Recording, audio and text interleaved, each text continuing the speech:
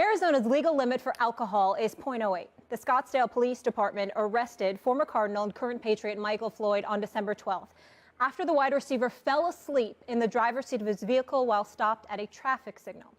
The Scottsdale prosecutor told ESPN that Floyd, initially charged with obstructing a roadway, DUI, impaired to the slightest degree, DUI, blood alcohol content above .08, and failure to obey a police officer, has now been charged with two more serious offenses, one for blood alcohol content of .15 or more, and one for a blood alcohol content of .20 or more, giving him a total of 6 charges. Floyd's blood alcohol level was measured at .217. Here's the video from that officer's body camera of that evening.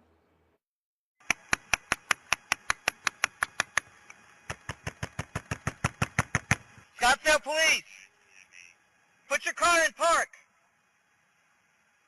Put your car in park and turn off the car. Unlock the doors. Scottsdale Police, unlock your door. Turn your car off right now. Yes. Turn it off. Turn your car off. Turn your car off. Open the door. No, I want you to open the door. Put your hands on the steering wheel. Keep your hands right there. Do not move. Hands there. Do not move. You understand me? No, stay here. Hey, Bailey, come over here. Stay. Do not move. Keep your hands on the steering wheel. Hands on the wheel. Keep them on the wheel. Watch his hands so I can reach in and unlock it. Step out of the car. Step out. I'm not going to ask again. Step out of the car. Why you gotta be like this? Because you can't listen. That's the problem. Do you have any idea why I'm talking to you, sir? You just want to take a left with me. Okay? No, because you sat through... Okay, you sat through 2 light cycles, and you were asleep behind the wheel. Okay? You passed out behind the wheel of your car. That's why all this is happening. Here's Floyd's new head coach, Bill Belichick, yesterday, who claimed Floyd the day after Arizona cut him. Yeah, we were aware of his situation when we claimed him. Had you seen the video before you claimed him? We were aware of the situation before we claimed him. He's in an ongoing legal situation that I'm not going to comment on. There are a lot of things outside of football that we all deal with. It's a long, long list, and we provide a lot of resources for everybody on that. So, yeah, absolutely, without a doubt. Belichick said today that he was not aware of Floyd's blood alcohol level. Keep in mind, Floyd was suspended for a DUI charge while playing at Notre Dame. Will Kane here with us. Good to see you. Morning. Good morning. Max, I want to start with you. How bad of a look is this for the New England Patriots? Really bad, but first I want to say I always feel a little funny watching video like that. I know people have this voyeuristic impulse to watch that kind of stuff, and those, like cop shows are popular because of that. And I know that it's an issue of public interest, and it might be good to embarrass or humiliate people out of that kind of behavior. It actually serves a function. I always feel like it's a violation of privacy, and I have a difficult time watching it. That said, the Patriots look bad here. As a member of the broader NFL community, I mean, the idea here is that you punish bad behavior, and you set it as a deterrent for others. And also because it's just really reckless. Look, this guy's over 200 pounds. He blew an almost a .22 almost, .217. Legal limit's .08. That's almost 3 times the legal limit, and he's 200 pounds. I drive with my family on the road. I have 3 little girls. I don't want anyone like that on the road, period.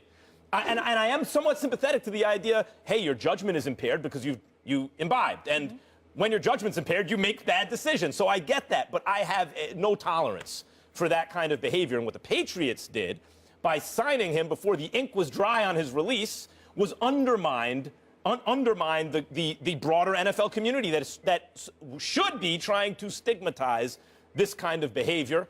And now Belichick's come out and said, hey, we weren't aware of this and that. And the Patriots aren't doing their due diligence when they check up on someone, or they just missed that. It's hard to believe. But that's what happened, and I think it's a bad look for New England. Well, it's a bad look because it's embarrassing. I mean, Michael Floyd was lit, clearly. I mean, you cannot, it's hard to quantify what a .217 is, as you said, Max. That's a lot of booze. But I have to diverge from you, Max, when you come down on the Patriots. This is why. People are asking the question today, should the Patriots let go of Michael Floyd? Well, not if they have a backbone. If the organization has any backbone, their decision today should be the same decision they made a week ago. Ask yourself a very simple question. What's new? What's new?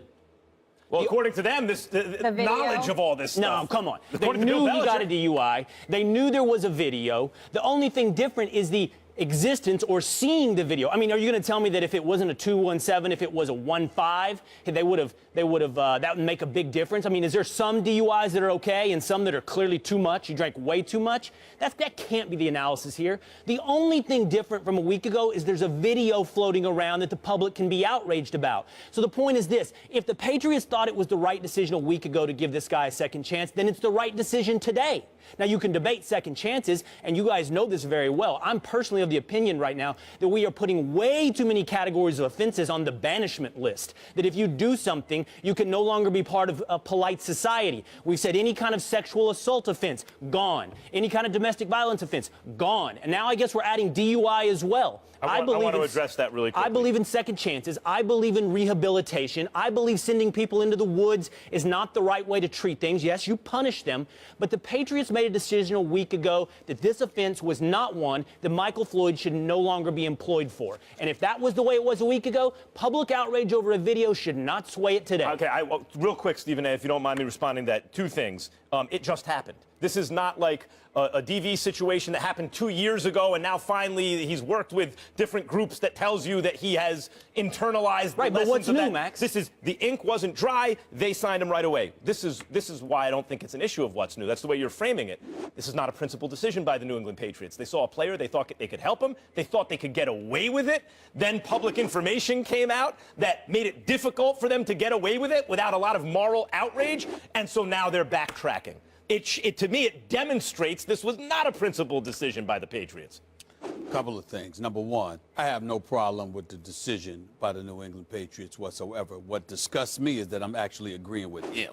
But that's a different subject for another day. I have no problem with it whatsoever because they acquired him, but he hasn't been out on the field yet. You know, they'll investigate it further, but he's their guy. So at their discretion, they will have him available for their use, and they're trying to win a Super Bowl championship, and it is what it is. There are a few points, however, that I would like to address. Number one, the police officer, the issue of privacy that you brought up. Damn all that. Those days are over. We live in a very public society. I don't like it either. But I don't have to like it. Yeah. That's true, but I'm just saying. The point is that, first of all, it was nice to see a police officer exercising what I would dare say restraint, you know, patience or whatever the case may be. I'm talking about visually. I'm quite Doing his job I'm quite properly, sure yeah. there's a bevy of police officers. Most police officers do their job hard. I was going to say, Stephen A., let's not pretend like that's the exception. That's right. The rule. The bad instances are the exception. I've always said that that's the rule. That's what they usually do. It's nice to see that because that police officer did his job and he did it correctly. That's number one. Number two, I found it very, very interesting that this incident took place December 12th. And we see the video now. We've waited a lot longer for other videos. It took a little while longer, you know, with other instances to get out. It's nice to see that they can get it out quickly when they really, really want to. That's number two. Number three, here's the deal. We want to walk around like big business can be paragons of virtue. They're not. They're not interested in doing it. They're not want to be. I don't like the fact that Bill Belichick sat up there and didn't answer the question as to whether or not he saw the video. I believe he has an obligation to ask that question, to answer that question directly. Did you see the video?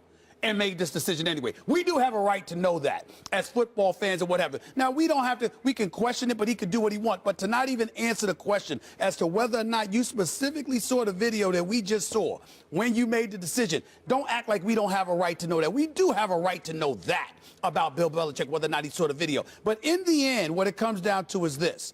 If you decide to make the decision, you decide to make the decision. Because in a league that's in bed, literally, figuratively, and otherwise, with beer distributors and, you know, and alcohol, I mean, look, this is what's going on. It is what it is. It's unfortunate, but at the end of the day, I understand it. One thing I just want to add to that point, earlier I mentioned that he had a DUI when he was at Notre Dame. This is actually his third run-in with the law over alcohol since 2009. He's got a Does problem. that change your opinion at all in terms of the Patriots picking him up just based on having the Not for me. history? Not for me, because the Patriots knew all that. Okay. I stand with this question I'm asking about what's new. Yep. What you saw, by the way, when Belichick avoided the question, honestly, what you saw was fear.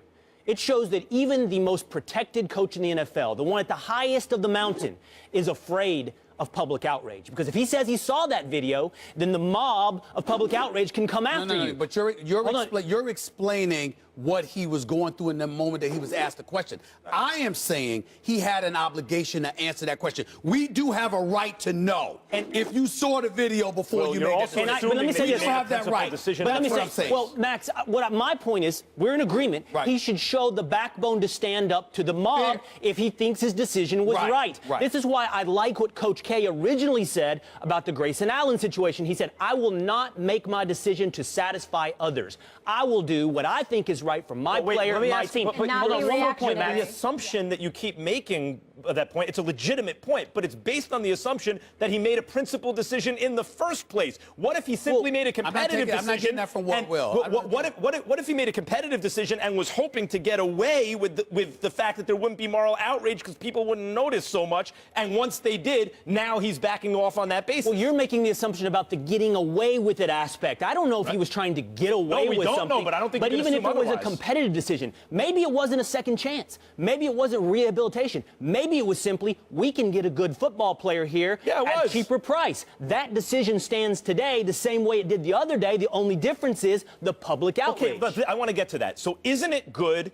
if the Fourth Estate brings enough pressure to bear that someone who refused to look, if it was the case, at the moral implications of something is then embarrassed into looking? Isn't that actually a good use of the mob, as it were? Well, Max, this is what I would say. I would start with where you started. All the facts are the same. The man got a DUI. He got a bad DUI. It was his third DUI. The Patriots knew all those things. The only thing that moved their decision is embarrassment, which you said you have a problem with the embarrassment factor in the first place. Just, you can't The allow humiliation of the individual, the fact that an organization is forced through public pressure to examine or to at least succumb to the idea that there should be principles involved and not just the competitive I got decision, it. I think can be a constructive we got force. It. At the end of the day, I get where you're coming from. Basically, what you're saying is, look, answer the question as to whether you saw the video or not, and if that's your principal position, you don't give a damn what anybody says, which is why you brought up Coach K last night. And by the way, you're going to I talk totally about understand Joe that. Mixon later in the That's show. right. That's Same right. thing. Bob Stoops has changed his position Punishment, based the upon theme of the our outrage. show today. Yes. Honestly. All right. Principled yesterday, or was it the day before? Good stuff, guys. Not Coming today. up.